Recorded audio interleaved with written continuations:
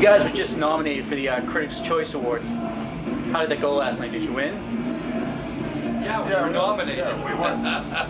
Just by being nominated is a win. You know, being one of the top 10 movies of the year is pretty incredible. It's a good thing, you know. But a bunch of dolphins, dolphins beat us out. I guess people care more about dolphins than they do about metal. Now, part of the Anvil experience originally was you guys were going to be playing the movie before the show. I heard you're no longer doing that? Not on this specific, that's for, it's all about the music. Now, the movie this year also was on the top 10 list for New York Times, Washington Post, Newsweek. When did you guys realize that this was more than just a rockumentary that was going to take off and be this big? Well, it was 2 years ago. After Sundance, for me, I knew after Sundance Film Festival that there was something was going to happen with this. I knew on the onset, as soon as I was told that they were going to make a movie about Anvil, I knew that it was going to be great. We had Steven Spielberg's screenwriter doing it. I think that says a hell of a lot. What now I know he went way back with you guys. What motivated him for 20 years later to find you and decide to make a movie? So he was listening to a Metallica album or something, and he said he started to sound like his old buddies in Anvil. They went on the internet, found our website, looked us up, and discovered that we had never stopped rocking. Called me up. I went down to L.A.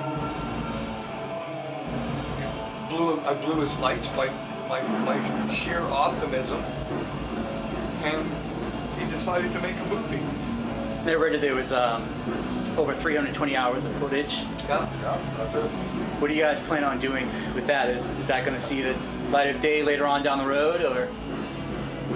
You'll have to ask the director. I can't say. Who knows? And did you ever think that a movie was going to be the catalyst that kind of brought you guys to the forefront worldwide? No, you could never imagine something like that. It's something that happened over a 30-year period of time. I mean, what are the chances?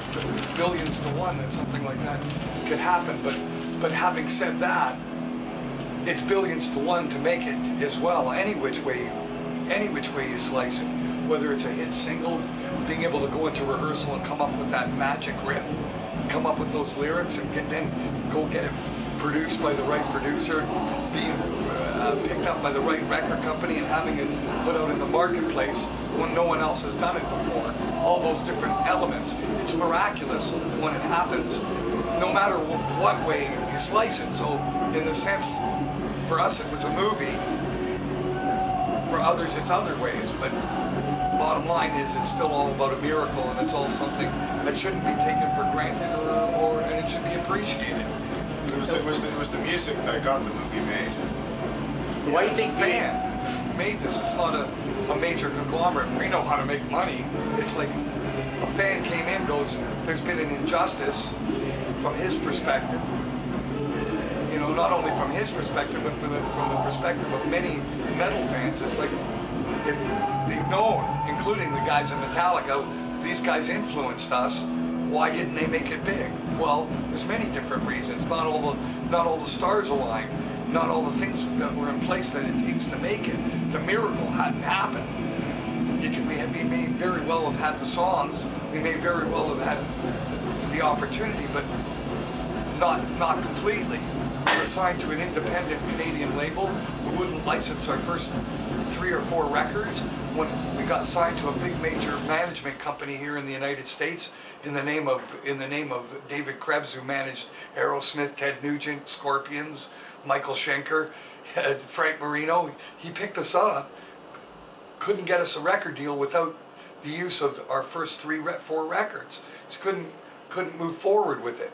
We were put on the back burner for 4 years between 1983 and 87. We weren't recording, had no record company.